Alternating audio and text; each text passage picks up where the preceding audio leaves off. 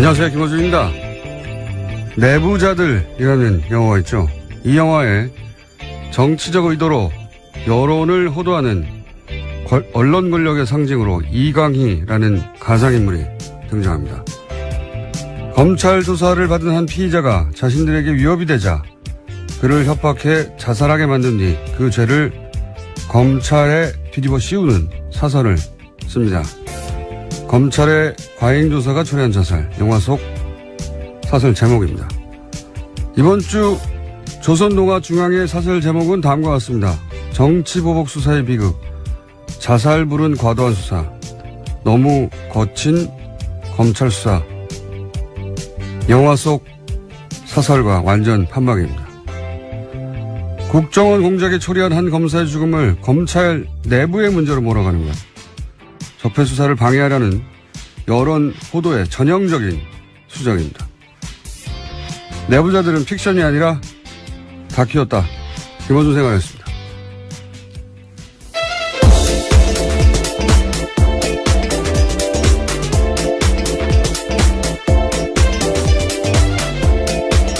시사인의 김은지입니다. 내부자들 영화 봤어요? 네, 봤죠. 네. 똑같아요. 네, 저는 삼성 장충기 문자를 보고 나서도 정말 내부자가 픽션이 아니라 논픽션이다라는 생각했었습니다. 내용이 완전 똑같습니다. 예. 영화보다 좀 더 심하죠. 예. 현실이. 앞으로 이제 이 영화 시나리오 쓰시는 분들이 굉장히 괴롭겠어요. 예. 웬만한큼 시나리오 써봐야 현실보다 덜 하기 때문에. 자, 뉴스를 가볼까요? 예. 첫 번째 뉴스는 뭡니까? 네, 검찰 조사받았던 남재준 전 국정원장도 박근혜 전 대통령 지시에 따라서 특수활동비를 전달했다는 사실을 인정했습니다. 매달 5천만 원씩 특수활동비를 전달했다라는 건데요. 남 전 원장이 받는 혐의는 크게 세 가지입니다. 이와 같은 청와대의 특수활동비 상납, 또 화이트리스트 단체 지원, 국정원 대선 개입 사건 수사 당시에 수사와 재판을 방해했다라는 건데요. 우선은 상납 부분은 본인이 스스로 인정을 한 겁니다. 제가 어제 그랬지 않습니까? 예. 거물인 줄 아는 사람들은 자기가 거물로 취급되지 않는 상황에 가면 다 얘기한다고. 예. 자, 그런 말도 했죠. 대통령이 돈을 요구해서 치사하다고 생각했다고. 네, 굉장히 디테일한 이야기까지 했는데요. 박근혜 전 대통령이 먼저 국정원 특수활동비 떼어달라고 요구했다고 합니다. 뭐 자기 돈입니까? 따지고 보면 자기 돈도 아니에요. 뭐 자기의 몫으로 나온 활동비라고 생각했다라는 건데요. 이게 어차피 공작비였기 때문에 국정원장 특수활동비를 달라는 게 아니잖아요. 자기 돈도 아닌데 이 말도 이 발상도 웃기고요. 치사하다고 생각했다고 하는 거죠. 그렇게 생각했다 한들 그걸 또 가서 말하는 것도 웃기고요. 자, 육군 참모총장도 하셨죠. 예, 국정원장도. 출신입니다. 예, 국정원장도 하시고 대선 후보도 누가 추대한 게 아니라 자기가 스스로 나가시고. 예. 그래서 본인이 거물이라고 이렇게 생각하신 거예요. 대선 후보 아무나 나오는 게 아니거든요. 예. 근데 이제 본인을 그렇게 거물로 대우하지 않는 상황에 처하게 되면 이것저것 막 말하게 돼 있습니다. 굉장히 돈을 달라고 했던 상황에 대해서 자세하게 이야기했는데 이재만 전 총무비서관이 직접 전화해서 돈을 달라 했다라는 이야기도 했습니다. 이분이 이제 출두할 때 포토라인에서 거창한 말씀하셨잖아요. 민주주의 수호하고 거창한 말을 했으면 이런 질문하면은 이렇게 답하면 안 되거든요. 치사하다 막 돈 달라고 그랬다 말이야. 본인이 생각할 만큼 거물이 아니게 취급받으면 받을수록 더 많은 얘기를 하실 것이다. 다음 뉴스는요? 네, 또 이명박 전 대통령이 자신을 향하는 검찰 수사에 대해서 나라가 과거에 발목을 잡고 있다라는 이야기를 했다라고 채널A가 보도했습니다. 이명박 전 대통령은 지난 월요일 자신의 사무실에서 핵심 측근들과 회의를 가졌는데요. 이 자리에서 검찰이 너무 많이 앞서간다라면서 걱정했다라고 회의에 참석했던 측근 인사가 전했습니다. 이명박 전 대통령이 나라가 과거의 발목이 잡히고 있다. 예. MB가 다스의 발목을 잡히고 있죠. 예. 흥미로운 반응입니다. 생각보다 굉장히 일찍 저는 왜냐하면 내년쯤에나 반응하지 않을까 합니다. 일찍 반응도 했고 많이 긴장하고 있다는 얘기겠죠. 예. 이 프레임을 밀고 있잖아요. 이제 과거에 매달리고 있다. 보수 정당에서도 계속 밀고 있죠. 예. 네. 안 통할 거라고 보고요. 실제 안 통하고 있고 여기 엉뚱하게 안철수 대표가 이 프레임에 합승하면 안 되죠. 여기 갑자기 튀어나와서 전전 이렇게 하면서 합승했는데 누가 조언하는지 모르겠지만 예, 본인에게 도움이 안 될 거라고 봅니다. 자, 어쨌든 이명박 전 대통령이 직접 반응하였다. 예. 네, 또 이번 주 일요일에 중동으로 강연을 위해서 출국을 하는데요. 이때도 아마 기자들이 많이 찾아갈 것 같은데 어떻게 입장을 낼지가 주목됩니다. 제가 예언하죠. 안 냅니다. 자, 다음 뉴스는요. 네, 김재철 전 MBC 사장의 구속영장이 기각됐습니다. 서울중앙지법 강부영 영장전담 판사가 기각 사유를 다음과 같이 밝혔는데요. 사실관계에 대한 증거가 대부분 수집됐고 피의자의 직업, 주거 등에 대한 도망의 염려가 크지 않다라는 사실 등을 비춰보면요. 피의자를 구속할 이유와 필요성, 상당성을 인정하기 어렵다라고 밝혔습니다. 또 우리가 이정열 부장 판사님을 연결할 또 사안이 나왔네요. 앞으로 안 나올 줄 알았더니 이건 뭐 자, 전문가 이야기를 들어봐야 되겠지만, 일반인으로서, 준법조인에 가까운, 일반인으로서 보기에, 제가 이해 안 가는 대목은 특히 이겁니다. 뭐, 도주의 우려가 크지 않다는 것도 잘 이해가 안 가지만, 이게 이제 국정원법 위반인데, 이게 국정원 직원을 처벌하기 위한 사건이다. 이런 거잖아요. 그게 이제 구속할 필요가 없다는 논리인데 이게 이해가 안 가요. 국정원 직원이 혼자 할 수 없는 혐의를 다투는 거 아닙니까 이게. 예, 실제로 다 공모했다고 적시되어 있습니다. 국정원 직원이 혼자서 MBC 가가지고 MBC 사장의 역할을 할 수 있습니까? 없잖아요. 이거는 반드시 MBC 내부자와 공모해야 되는 범죄인데 이런 논리로 기각하는 게 말이 되나? 이해가 안 되는데. 이정열 부산 판사님 짚어주시겠죠. 예, 이건 네. 잠시 후에 민의로 다루기로 하고 여하간 그래서 기각이 또 됐습니다. 네. 도주의 우려가 없다. 증거가 대부분 수집됐다. 증거가 대부분 수집된다는 걸 어떻게 알죠? 판사가? 수사를 안 하는 사람인데. 네, 또 현재 상황에서는 김재철 전 사장 같은 경우에는 국정원 정보관과는 접촉한 사실 없다. 그리고 관련 내용 문건 본 적도 없고 들은 적도 없다라고 부인하고 있는데요. 정면 부인도 이게 사실은 구속의 사유 중에 들어갈 것 같은데 여하간 이건 저희 전담 해설 판사 있지 않습니까? 네. 그분 요새 할 일이 별로 없다고 하니까 다시 잠시 후에 연결하기로 하고요, 민의로. 자, 다음 뉴스는요. 네, 문재인 대통령이 인도네시아를 국빈 방문했고요. 오늘은 또 베트남으로 향합니다. 아펙 참석차 가는데 인도네시아에서는 특별 전략적 동반자 관계를 맺은 데 합의했습니다. 국내에서 뭐랄까요, 이 관련 보도 좀 웃겨요. 자국 대통령이 간 뉴스는 안 나오고 트럼프 뉴스만 잔뜩 나오더라고요. 예. 네. 뭐 미국, 중국 중요하긴 한데 자국 대통령이 국빈 방문한 것도 뉴스 아닙니까? 예. 한참 뒤에 나오던데. 이게 상대국이 이제 동남아시아 국가라는 점도 저는 영향을 미쳤을 거라고 봅니다. 국내 언론에. 우리가 이제 동남아시아로 굉장히 무시하는 경향이 강하잖아요. 예. 근데 인도네시아는 인구 2억이 넘어요. 예.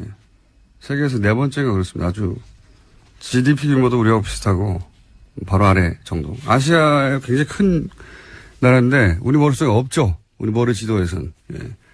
하도 서구 중심으로만 세계를 보는 데 익숙하다 보니까 이렇게 큰 나라에 가는데 우리 머리 지도에 없어요. 예. 근데 제가 이 인도네시아 관심 있는 대목은 뭐냐면 그 얘기 하려고 시작했는데 2014년에 조코 위도돈가 하는 대통령이 조코위로 불릴 거야 아마요. 네, 현재도 대통령입니다. 예, 애칭이 조코위예요. 인도네시아에서 최초의 평화적 정권 교체로 탄생한 대통령인데 인기가 굉장히 높습니다. 그 나라에서. 원래 이제 식민지 겪고 여기도 식민지 겪었죠. 일본을 우리하고 비슷한 부분이 있어요. 군부 독재도 오래 겪었고 우리하고 비슷하죠. 예. 그런 나라가 항상 그렇잖아요. 군부 출신들이 계속 해먹고 부패도 심하고 이렇게 말하면 우리하고 상관없는 것 같은데 우리도 박정희, 전두환, 노태우 군부 출신들이 오랫동안 해먹었어요. 이렇게 잘 생각해보시면 30년 이상 해먹었습니다. 군부 출신들이. 그래서 이렇게 동남아 얘기하면서 군부 출신이 오랫동안 권력을 장악했다 그러면 아유 그 나라 그렇지 이렇게 생각하는데 우리도 그랬어요. 잘 생각해보세요. 대통령을 예, 바로 직전에 군인하던 사람들이 3번이나 연속으로 했습니다. 합치면 30년 됩니다. 그리고 이제 그런 나라에서 소위 이제 있는 집 아들 여기도 마찬가지입니다. 친일파였던 사람들이 계속 해먹고 예. 군부가 해먹고 거의 똑같죠? 그런데 최초로 목수의 아들이 당선이 된 거예요. 20, 30대가 나서가지고 엄청나게 지지해서.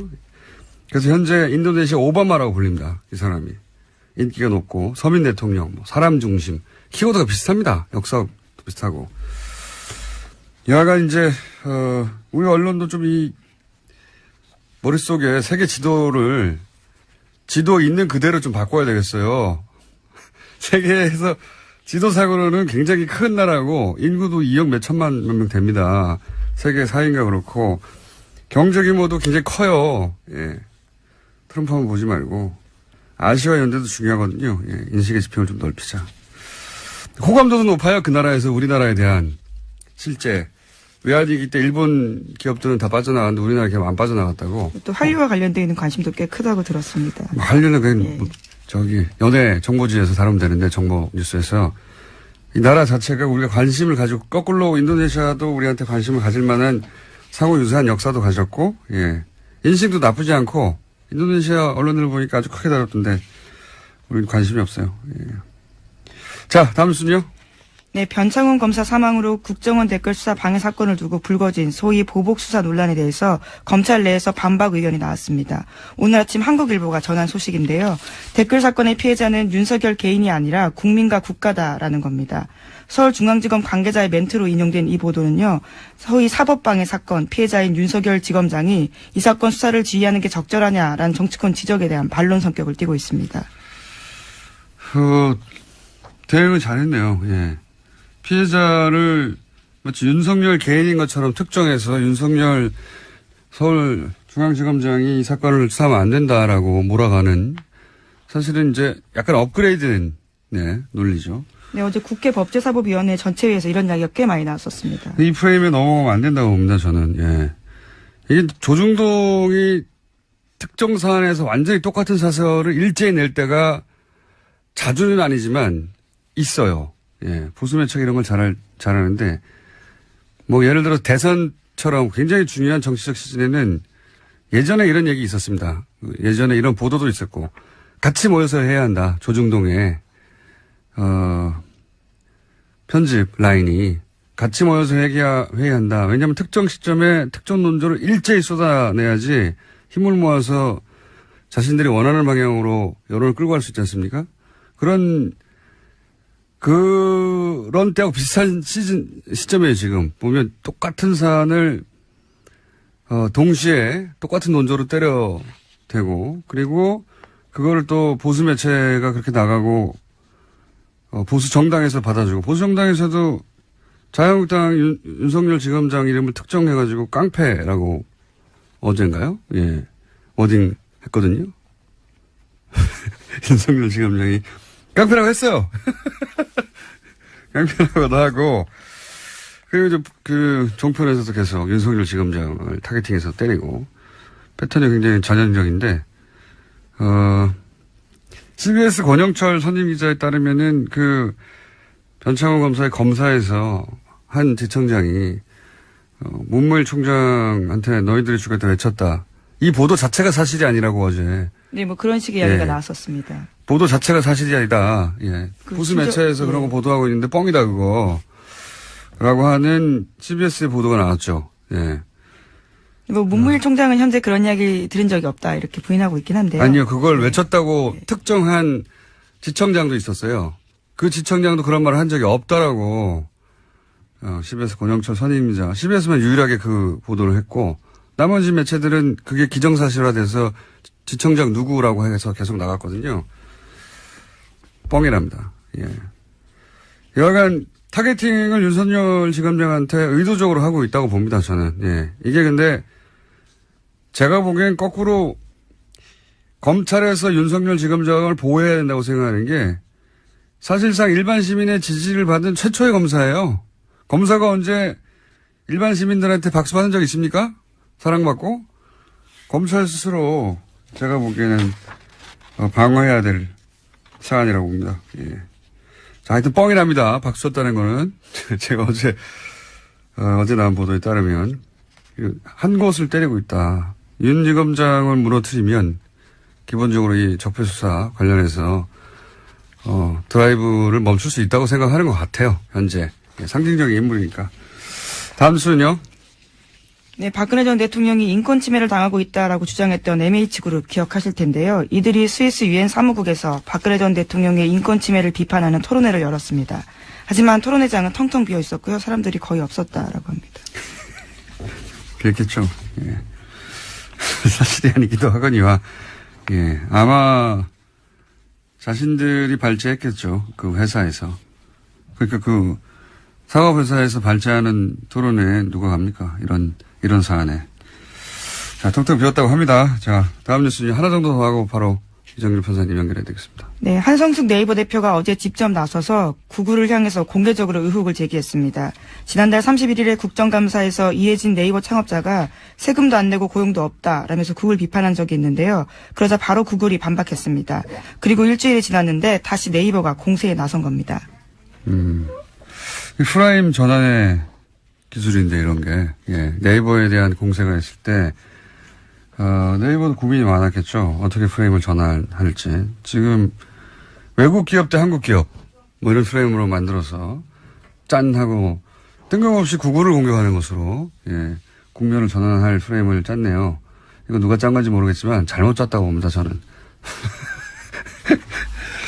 구글에 문제가 있다면 그건 그것대로 따지고 구글의 문제가 서로 있다 손치더라도 네이버 문제가 사라지는 건 아니거든요. 그리고 이렇게 스스로 이 대결 국면에 들어가서 뉴스를 제공할 필요가 없어요. 네이버 입장에서는 그냥 이 이슈가 등장하지 않는 게 좋은데, 예, 스스로 이슈를 만들어 주고 있으니까, 자, 이 싸움 가운데 네이버의 모순점도 또다시 뉴스거리가 되거든요. 예, 어제 7가지 문제나 제기했었는데요. 뭐 트래픽 비용, 검색 조작, 검색 알고리즘 이런 것들에 대해서 문제 제기했습니다. 돈 받고 키워드 올려주는 영업 같은 거, 예, 등등. 이 자신있게 이제 전선을 친 것 같은데, 제가 보기엔 누구 머리에서 나온지 모르겠지만 잘못 짰다, 이 프레임은. 감사하게 받고, 자, 구글도 저희가 연결해보고, 이슈를 주셔서 감사하고, 자, 오늘 여기까지 하고, 이정열 부장판사님 연결해봐야 될 것 같습니다.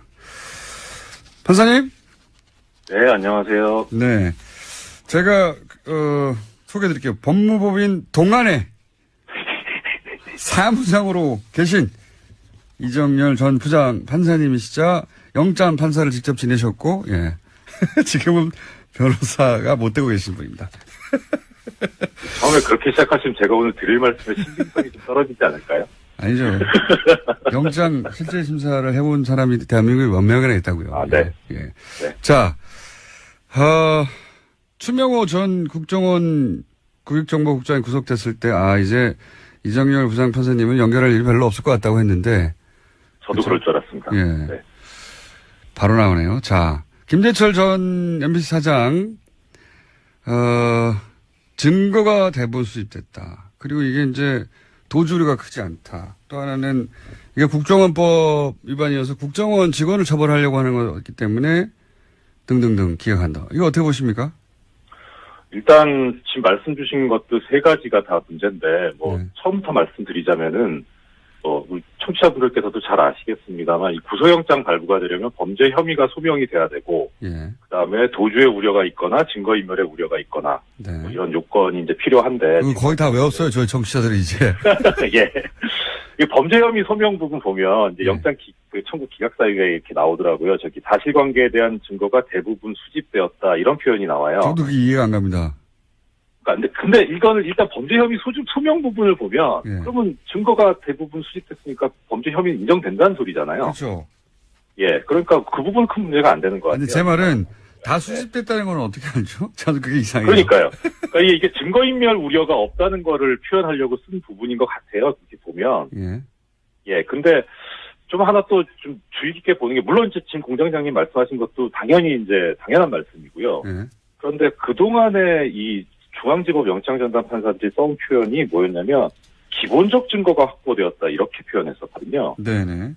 근데 이번에는 그런 표현을 안 쓰고 증거가 대부분 수집되었다 이렇게 썼어요. 예. 그래서 이게 뉴스공장을 영장전담 판사들이 듣는구나.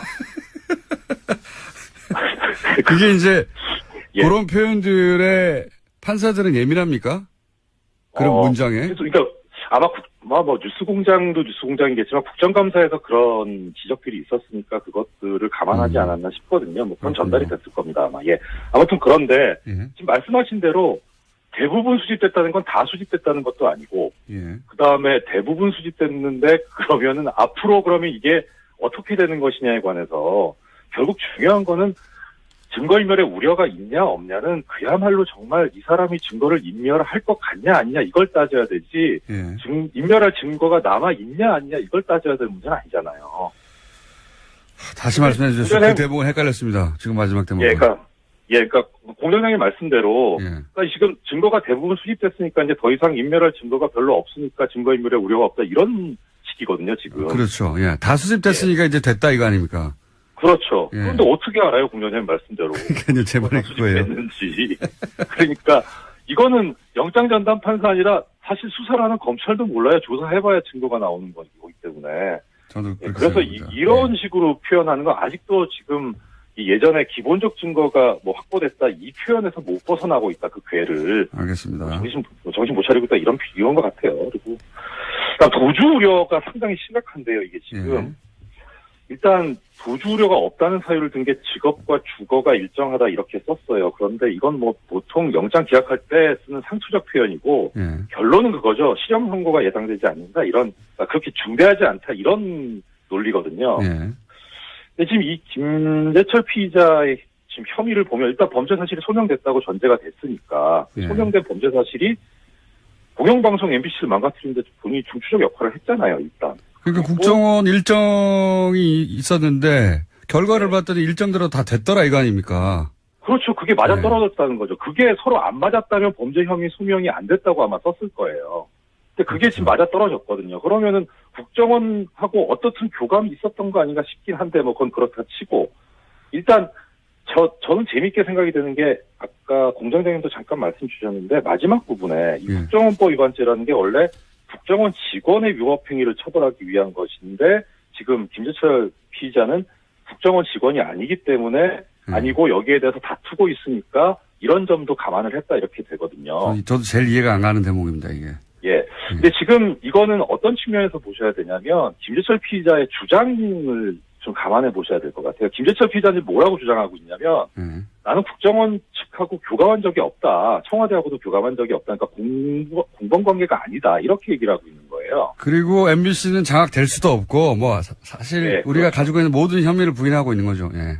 예, 그렇죠. 예. 그러니까 그런데 지금 국정원법 위반죄만 딱 놓고 보면은 일단 그 김재철 피의자는 국정원 직원이 아니기 때문에 공범 관계가 돼야만 국정원법 위반죄가 되거든요. 그렇죠. 그러니까 본인이 지금 공범이 아니라고 주장하고 있으니까, 예. 그러면은 그게 맞다면 국정원법 위반죄가 안 되는 건 맞아요. 네.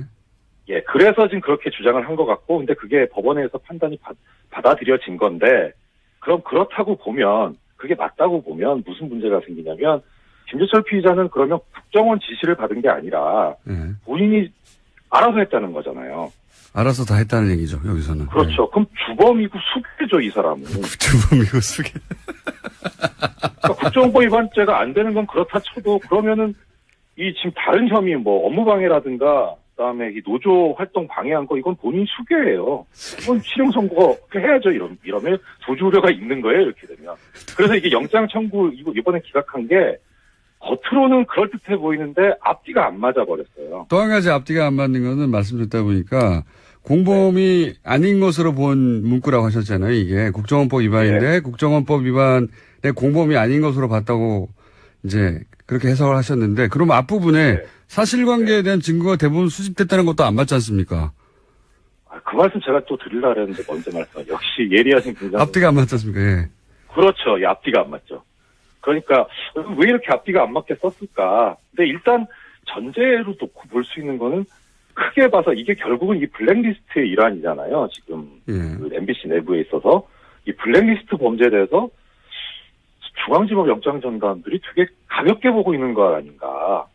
하는 생각이 들어요. 계속해서 이런 사안들은 예 가볍게 본다고 생각할 수밖에 없죠. 지금까지 계속 기각되거나 해와서. 그래서 이거는 뭐 순전히 개인적인 의심인데 이 서울중앙지법 영장전담 판사들이 사실 이 요직을 거쳤던 사람들이고 법원 행정처도 근무했던 사람들이라 이 법원 내부의 블랙리스트하고 관련이 있어서 그런 거 아닌가 싶은 생각도 좀 의심도 좀 들고요. 아 법원 내부의 그러니까 블랙리스트. 본인들이 해봤기 때문에 그거 별거 아닌 거 아닌가 싶은 요거는 이런 생각까지 해야 되니 정말 이거는 이제 부장 판사님의 이제 개인적인 추측입니다. 추측이고 예 영장에 관한 해설을 보자면 앞뒤가 안 맞는다. 네 그렇습니다. 이렇게 앞뒤가 안 맞겠는 게 너무 좀 이상해요.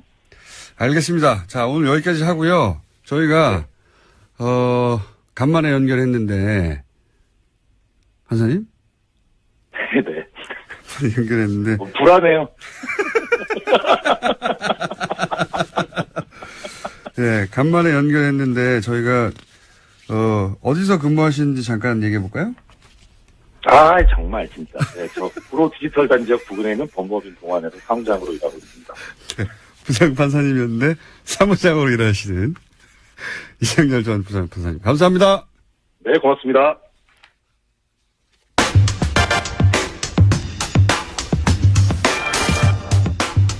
이제는 상영하는 극장이 하나도 없는 영화 저수지 게임에 또 그 얘기. 감동을 받고 농협 사건을 계속 하고 계신 분입니다. 더불어민주당 김현건 의원 나오셨습니다. 안녕하십니까? 예, 반갑습니다. 네. 좀 일찍 하셨으면 영화도 되고 좋았을 텐데 영화는 다 끝났는데 이제 끝난 다음에 계속 하고 있습니다. 그럼 예. 영화에도 한번 나가버렸을 텐데요.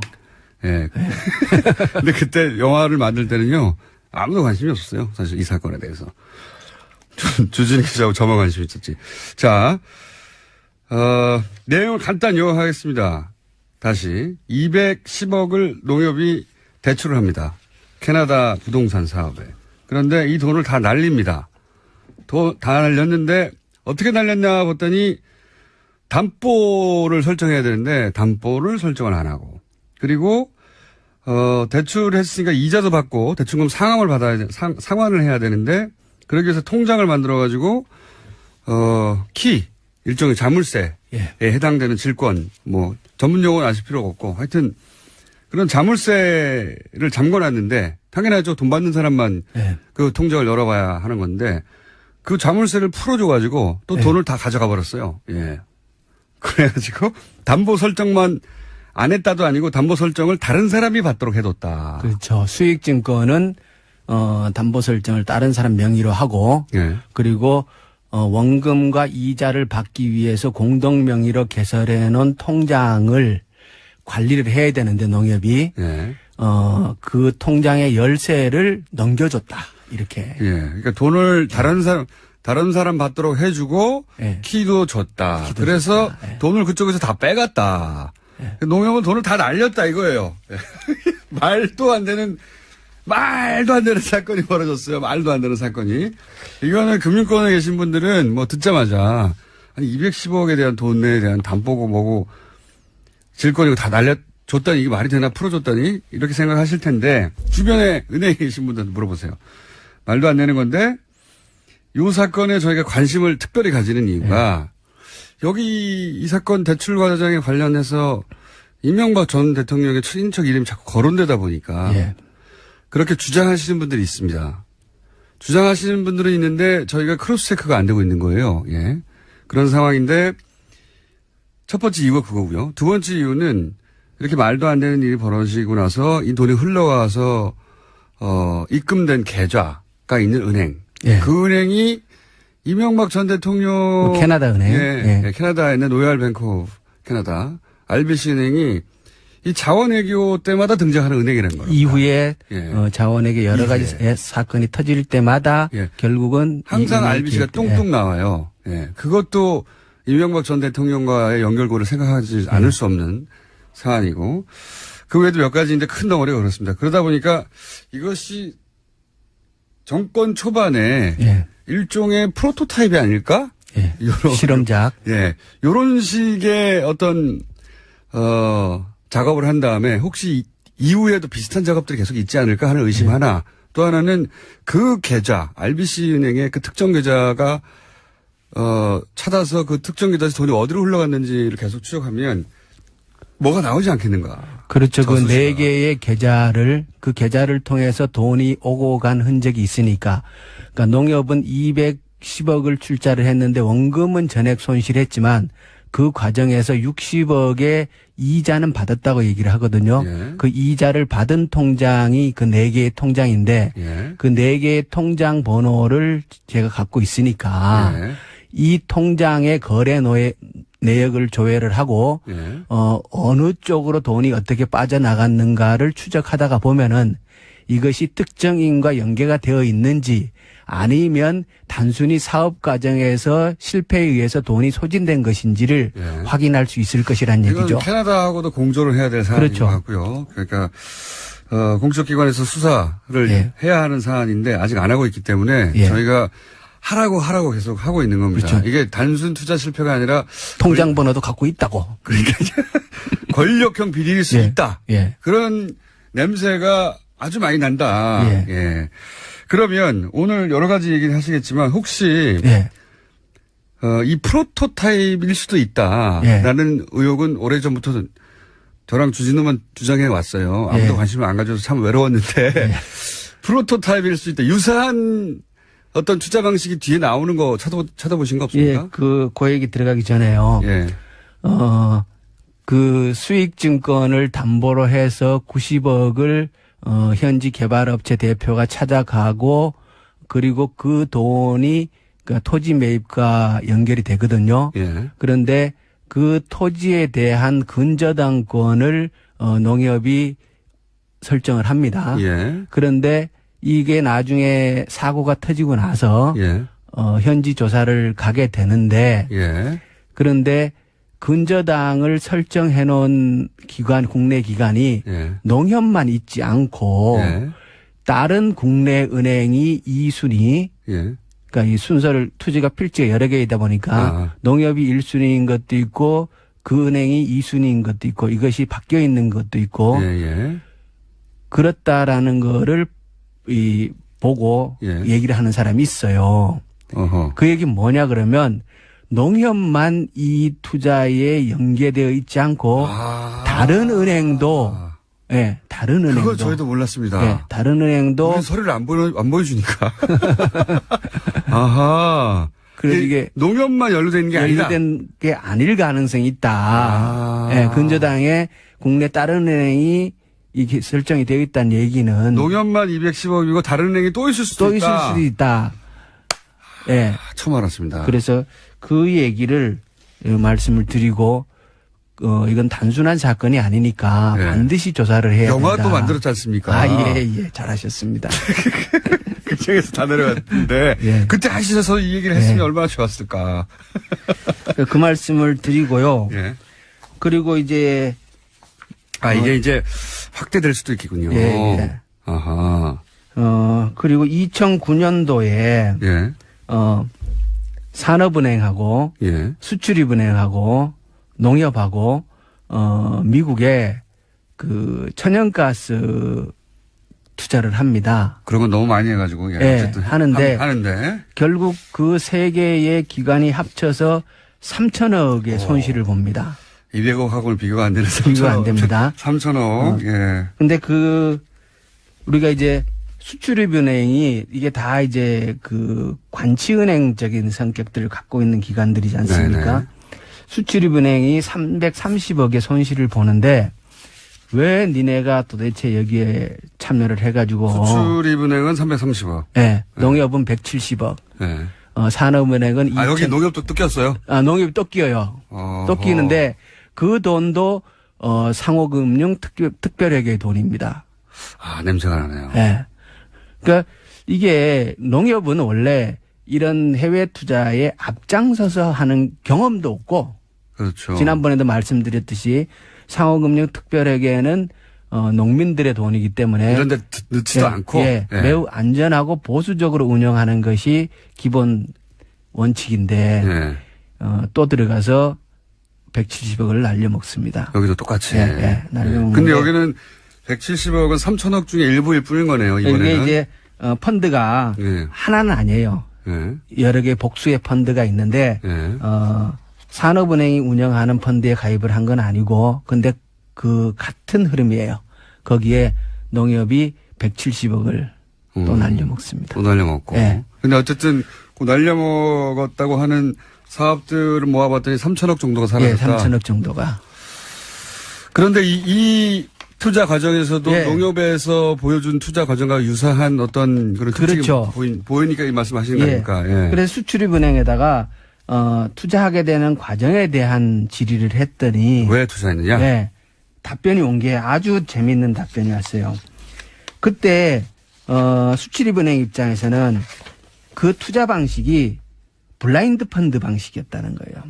묻지도 따지지도 않는다는. 아니, 블라인드 펀드가 뭐냐면은 예. 투자 대상을 정하지 않은 상태에서 투자금을 모으고 그 이후에 투자 대상을 모색 투자하는 방식이라는 거예요. 예. 그러니까 이게 일종의 쉽게 얘기하면 예. 묻지마 투자 방식이라는 거예요. 그러네요. 이게 예. 투자 방식이 이런 방식이 있는지도 잘 모르겠지만 만약에 있다면 예. 이것은 매우 안전하고 예. 수익이 검증된 투자처에만 적용되는 방식일 거라고요. 그렇겠죠. 그렇겠죠, 당연히. 당연히 그렇겠죠. 예. 그래서 수출입은행이 참여할 때는 이 블라인드 펀드 방식이었기 때문에 자기네는 어디에 투자를 하는지 투자가 적격한 건지를 심사할 수 있는 기회조차도 없었다는 거예요. 자기 돈이 어디로 가는지도 예, 몰랐다. 예. 그리고 매우 훌륭하네요, 이거. 이게 이제 운용사는 따로 있고 예. 수출입은행은 출자자로서 참여를 한 건데 예. 출자자는 운용사의 투자 결정에 따라 출자 이행을 요청에 따라서 돈을 냈을 뿐이다. 수행할 의무만 있다는 거예요. 돈만 냈을 뿐이다. 돈만 냈을 뿐이다. 쉽게 얘기하면 어디에 투자하는지도 모르고 그것이 사업 타당성은 따지지도 않고. 할 기회 자체도 자기한테 없다는 권한도 없고 근데 그 330을 넣으니까 넣었다. 그 이상의 돈을 넣은 거고 날려먹은 건 그렇게 날려먹은 거고. 이거는 금융기법을 잘 아는 사람이 네. 소위 이제 눈먼 돈에 해당된다고 생각하는, 그러니까 권력이 누르면 투자하라면 투자할 만한 곳에다가 투자하라고 해서, 근데 그 방식은 이런 블라인드 펀드라는 방식을 차용해 들어와가지고 네. 심사도 하지만 이래는 그렇죠, 이렇게 그렇죠. 거대한 사기극인 것 같은데 저는 아무리 봐도. 그러니까 이게 그때 운용사는 산은에서 그 KDB 해외 자원 개발 펀드라는 이름으로 그걸 한 거고. 그러니까 산은 예. 수출입은행하고 산은하고를 비교해 보면 수출입은행이 완전히 을이죠. 그러니까 이명박 대통령 시절에 우리가 의혹을 가진 사건들의 특징은 네. 다 있는 절차를 밟아요. 아, 그래요. 예. 있는 절차를 반드시 밟기는 하는데 예. 그것을 거기에 해당되지, 그러니까 있는 절차인데 거기는 안 맞는 절차를 끌어와 가지고 씁니다. 어쨌든 절차를 밟는다 이거죠. 네. 그리고 나서 나중에 문제가 되면 무슨 소리야, 우리는 절차를 밟았는데 이런 사안이 되게 많아서 잡아내기 어려워요. 근데 여기는 블라인드 펀드라는 방식으로 이런 네. 투자해 하면 투자하지 않을 수 없는 돈을 끌어모아 가지고 투자해 가지고 결국 3천억을 날려버렸다. 그렇습니다. 그래서 훌륭한데요. 이 방식을 보면은 훌륭해. 그러니까 농협이 당시 2008년도 캐나다 토론토에 투자를 할 때는 이러한 정형화된 틀을 갖추진 않았겠지만 예. 결국은 그때도 농협은 투자 타당성 조사와 네. 적격성 심사를 할 수 있는 권한이 없었을 거라는 거예요. 실제로 안 했다고 하니까요. 네. 예. 그리고 기록에 보면은 심사위원회에서 당일 투자 결정을 했다고 하니까. 당일. 아니, 이 대출을 받는 회사가 그 전전날인가 만들어줘요. 그래. 그런데 심사도 당일 이렇게 투자 결정을 했다 그래요. 그런 네. 거 봐서 전전날인가. 직전에 만들어진다. 예, 예. 예. 이런 그 해외 자원 개발 펀드 KDB 그 산업은행에서 했던 이 방식이 의 원시적인 형태가 프로토타입이라는 원시적인 형태가 농협에서 나타났지 않았겠느냐. 제가 프로토타입이라고 주장해온 걸 처음으로 네. 그런 것 같다고 해주신 분입니다. 네. 매우 감사드리고요. 계속 주장해온 이 프로토타입 같아. 이 방식을 한번 해서 성공하고 난 다음에 계속 확대해가지고 계속 한 거야. 이런 주장을 했는데 아무도 이제 안 받아주니까 우리끼리 떠들었는데 그런 유사한 징후를 발견하신 거군요. 이제 공부하시다가. 이제 그게 아주 출입은행에서 좋습니다. 예. 공식적으로 의원실에 제출한 자료를 들여다보니까 이게 워낙 뭐 또 잘 모르는 얘기들이 또 한참 들여다보니까 얘기가 의원님은 공부를 천천히 하시면 굉장히 열심히 하시는 것 같아요. 꼼꼼하게. 아 이게 그게 이제 할 수 없 시간을 더 투자하는 수밖에 없잖아요. 이게 실력이 안 따르면. 공부를 근데 굉장히 열심히 하셔가지고 누구보다 더 깊이 들어가시네요. 예.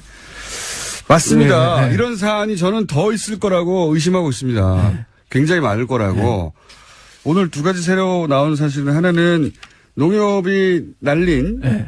그 투자에서 농협뿐만 아니라 다른 은행들도 거기 끼어 있더라. 네. 저희는 농협만 우연히 발견해가지고 계속 네. 추적한 거거든요. 몇 년째. 근데 거기 이제 국회의원이 직접 투입되기 역시 자료를 직접 받아볼 수 있으니까 다른 시간이 은행도 얼마나 있다. 남았어요? 할 얘기가 하나 더 있는데. 하나 더 있으니까. 네. 지금 4분 남았고요. 또 하나는 네. 이거하고 유사한 방식으로 이루어진 게 아닌가 의심되는 사안들이 나타나기 시작했고 더 큰 액수들이 날아간 게 있더라. 네. 더 공부해야 되겠네요. 예. 그리고요. 꼭 말씀하실 건 지난번에는 이제 시작하기 전에 네. 본론에 들어가기 전에 MB가 했는 큰 일들 여러 가지를 설명을 했는데 예. 농협을 지주회사 그러니까 주식회사로 바꾼 거, 그렇죠. 그다음에 GMO 식용 GMO를 수입하기 시작한 거. 예. 근데 MB가 또 뭔 일을 했냐 그러면 원래 이렇게 농업이나 축산업에는 대기업의 진출이 금지되어 있어요. 막혀 예. 있었어요. 예. 그런데 MB가 들어와 가지고 축산 계열화 사업이라는 법을 만들고 축사 계열화 사업. 양계나 양동 같은 축산업의 대기업의 진출을 허용해 줍니다. 아, 그때 그렇게 됐습니까? 그때 합니다. 그래서 아하. 지금 양계에서 특히 육계 CJ 계란 이런 게 그때 나온 거예요, 그러면? 그건 이제 이건 다른 얘기입니까? 예, 조금 다른 얘기. 그건 이제 예. 유통에 관한 얘기고 지금 할인 예, 할인. 예, 육계의 95%를 기업이 장악하고 있어요. 아하. 오리의 95%, 오리 산업의 95%를 기업이 장악하고 있어요. 농가가 아니라 기업을. 농가가 아니고 기업입니다. 그게 이제 이명박 대통령 때 만든 이명박 대통령 때 법을 만들고 그때부터 정부가 그러니까 예산을 가지고 그 계열화 사업을 적극 지원합니다. 그래서 지금 특히 닭은 거의 대기업한테 다 넘어갔어요. 이미. 예. 그러니까 양계 농가라는 건 사실상 존재하는 게 아니라 농가는 있어요. 하청업자가 됐다. 그러니까 이제 아하. 그 과정을 그 관계를 제가 얘기하면서 그렇다면 당신 워낙 억울하고 예. 비참하다고 얘기를 하니까 예. 제가 그렇다면 지주 소작 관계에서 소작농의 지위에 해당됩니까? 예. 라고 농가에게 물어봤더니 아니다. 자기네는 노예다. 이렇게 얘기를 하거든요. 그냥 노예다. 네, 노예다. 이것도 예. 벌어진 일이다. 그 시작을 MB가 한 거예요. 뭐 하다 보니 할 게 너무 많은데요. 저 2분 남았는데 그 농협을 통해서 그 소위 MB 인맥이 농협에 포진이 되고 그렇죠. 그래서 농협을 통해서 많은 일들이 일어난 게 아닌가 하는 의구심을 가지고 계시잖아요. 이제는 점점. 그렇죠. 그게 그러니까 농협의 그 대출건이 명백하게 문제점들이 많고 네. 그 뭡니까 감사에 의해서도 여러 가지 지적이 있었는데 예. 그 부분이 완전하게 의문이 해소되고 척결되지 않은 이유가 도대체 뭘까? 예. 그것은 그렇다면 당시 MB가 들어가고 그러니까 최원병이란 MB 측근이 들어가고 그때의 영포라인과 연결된 농협 내에 천년회라는 조직이 그렇게 불린 조직이 만들어지고 있었죠. 예. 그리고 그 몇 번 보도는 됐지 않습니까? 예. 그런데 그 농협 내의 사조직과 예. 이 대출을 누군가가 뒤에서 은폐하고 비호하는 사람들이 없다면 이게 안 드러날 리가 없죠. 그러니까 이게 그리고 예. 대출이 이렇게 이루어졌겠는가 하는 그렇죠. 의구심. 그래서 결국은 제가 이제 그래서 천년의 멤버들의 이 명단을 구해서 봤더니 여전히 농협 내에 실세들이 다수 있고. 아하. 예. 그러면 저희가 20초밖에 안 남아서 말씀드리는데 농협 관련해서 농협 해킹 사건 이런 것도 있었잖아요. 농협 관련해서 생각해 보시면 꽤 많은 사건이 있었습니다. 예. 이런 사건도 앞으로 관심을 가지실 겁니까? 그렇죠. 그렇죠. 그 얘기 20초밖에 안 남았으면 시작을 하지 맙시다. 5초만 하고 5초밖에 안 남았으니까 하실 거다? 예, 해야죠. 계속 나오실 예정입니다. 김영건 의원이었습니다. 감사합니다. 예, 고맙습니다. 이게 아니라 자기가 스스로 나가시고, 예. 그래서 본인이 거물이라고 이렇게 생각하신 거예요. 대선 후보 아무나 나오는 게 아니거든요. 예. 근데 이제 본인을 그렇게 거물로 대우하지 않는 상황에 처하게 되면, 예. 이것저것 막 말하게 되어 있습니다.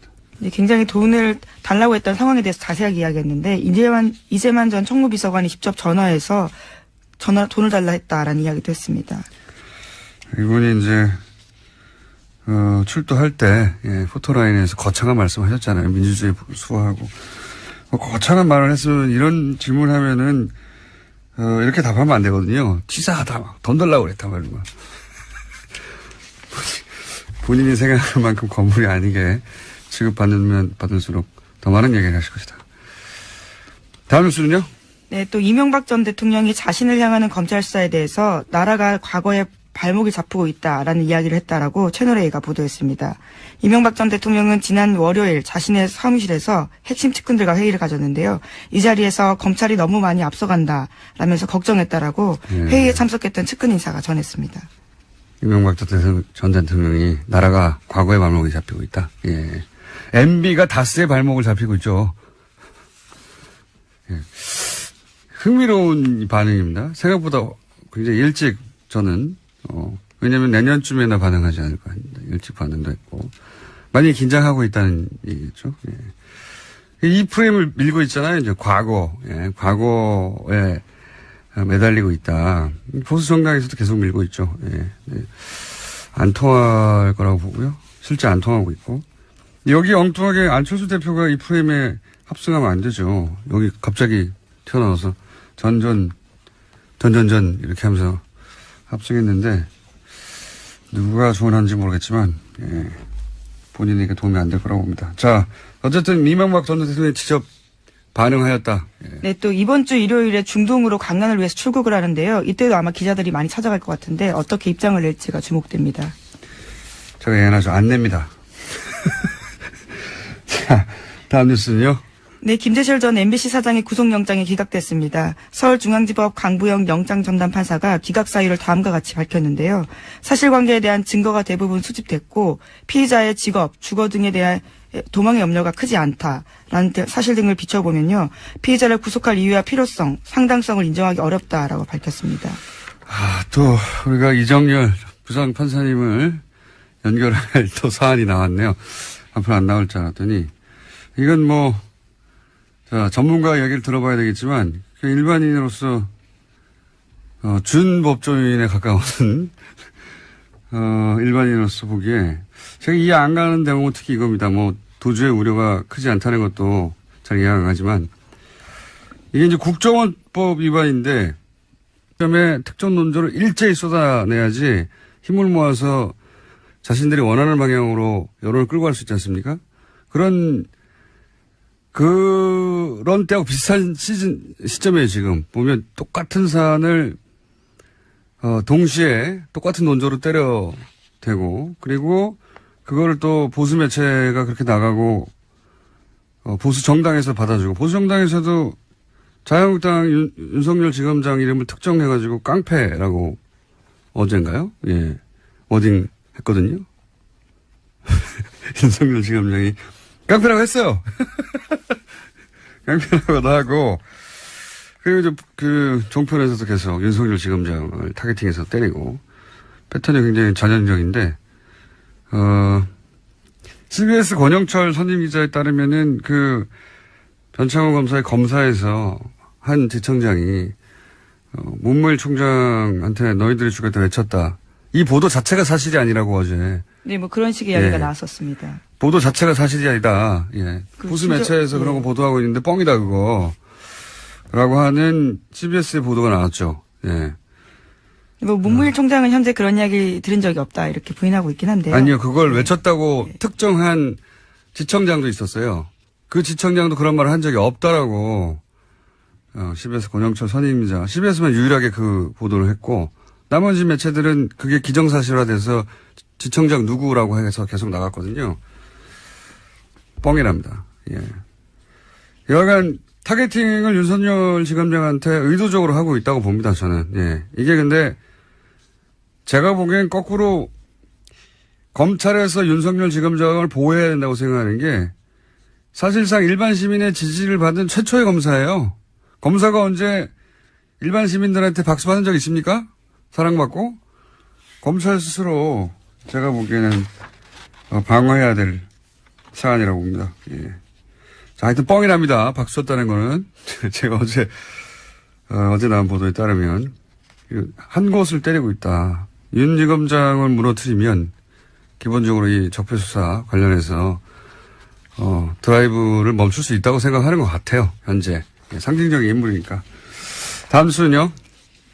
네, 박근혜 전 대통령이 인권 침해를 당하고 있다라고 주장했던 MH그룹 기억하실 텐데요. 이들이 스위스 유엔 사무국에서 박근혜 전 대통령의 인권 침해를 비판하는 토론회를 열었습니다. 하지만 토론회장은 텅텅 비어 있었고요. 사람들이 거의 없었다라고 합니다. 그랬겠죠. 예. 사실이 아니기도 하거니와, 예. 아마 자신들이 발제했겠죠. 그 회사에서. 그러니까 그 상업회사에서 발제하는 토론회에 누가 갑니까? 이런 사안에. 자, 텅텅 비었다고 합니다. 자, 다음 뉴스 하나 정도 더 하고 바로 이정길 판사님 연결해야 되겠습니다. 네, 한성숙 네이버 대표. 이게 국정원 직원을 처벌하기 위한 사건이다. 이런 거잖아요. 그게 이제 구속할 필요가 없다는 논리인데 이게 이해가 안 가요. 국정원 직원이 혼자 할 수 없는 혐의를 다투는 거 아닙니까, 이게. 네, 실제로 다 공모했다고 적시되어 있습니다. 국정원 직원이 혼자서 MBC 가가지고 MBC 사장의 역할을 할 수 있습니까? 없잖아요. 이거는 반드시 MBC 내부자와 공모해야 되는 범죄인데 이런 논리로 기각하는 게 말이 되나? 이해가 안 되는데. 이정열 부산 판사님 짚어주시겠죠. 예. 이건 네. 잠시 후에 민의로 다루기로 하고. 여하간 그래서 기각이 또 됐습니다. 네. 도주의 우려가 없다. 증거가 대부분 수집됐다. 증거가 대부분 수집된다는 걸 어떻게 알죠? 판사가? 수사를 아는 사람인데.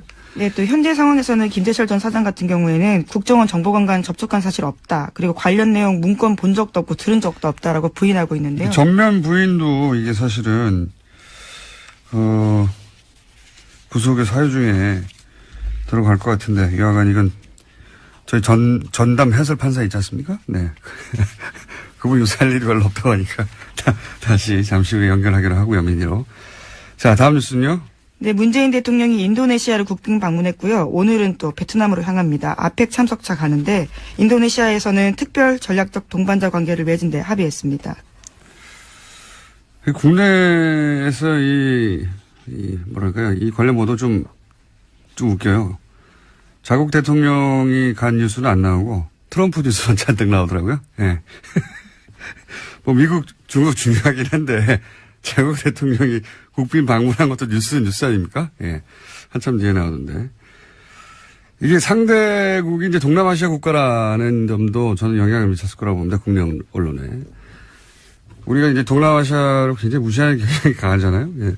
근데 인도네시아는 인구가 2억이 넘어요. 예.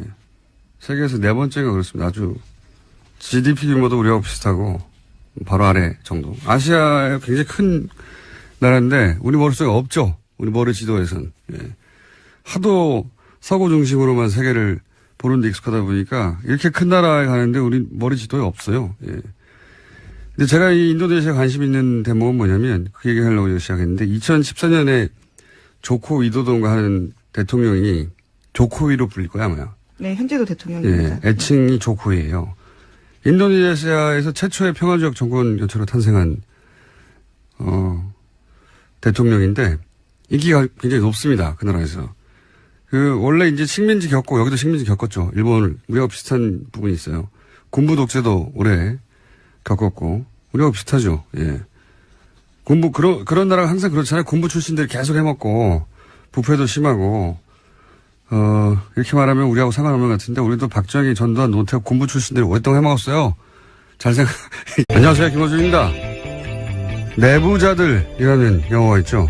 이 영화에 정치적 의도로 여론을 호도하는 언론 권력의 상징으로 이광희라는 가상인물이 등장합니다. 검찰 조사를 받은 한 피의자가 자신들에게 위협이 되자 그를 협박해 자살하게 만든 뒤 그 죄를 검찰에 뒤집어 씌우는 사설을 씁니다. 검찰의 과잉조사가 초래한 자살, 영화 속 사설 제목입니다. 이번 주 조선동아중앙의 사설 제목은 다음과 같습니다. 정치보복 수사의 비극, 자살불은 과도한 수사, 너무 거친 검찰 수사. 영화 속 사설과 완전 판박입니다. 국정원 공작에 초래한 한 검사의 죽음을 검찰 내부의 문제로 몰아가는 것. 적폐 수사를 방해하려는 여론 보도의 전형적인 수정입니다. 내부자들은 픽션이 아니라 다큐였다. 김원준 생각했습니다.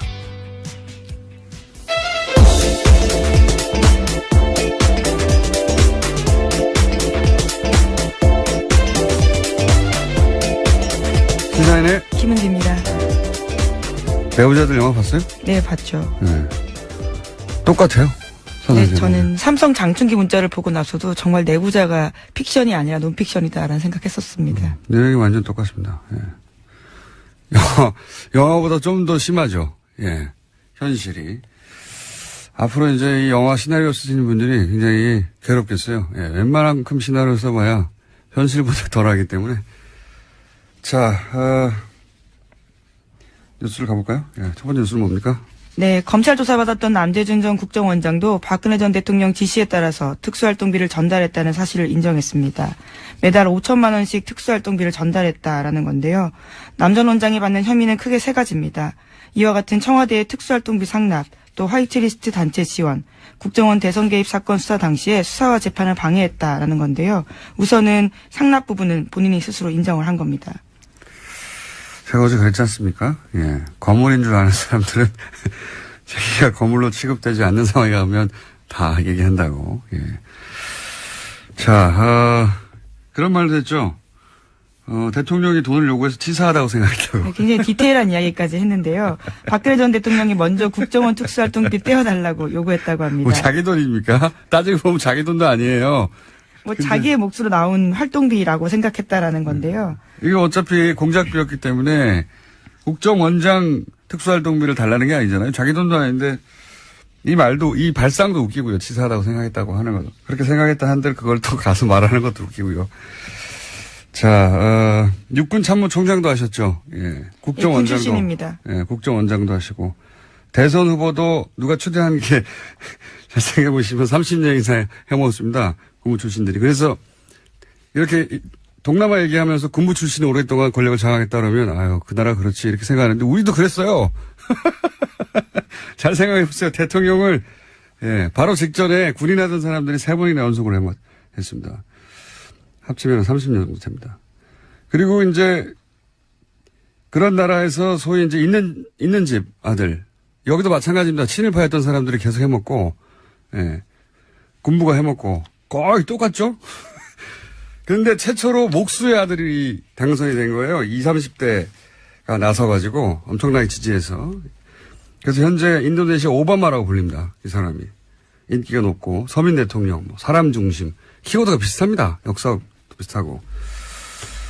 여하간 이제 우리 언론도 좀 이 머릿속에 세계 지도 있는 그대로 좀 바꿔야 되겠어요.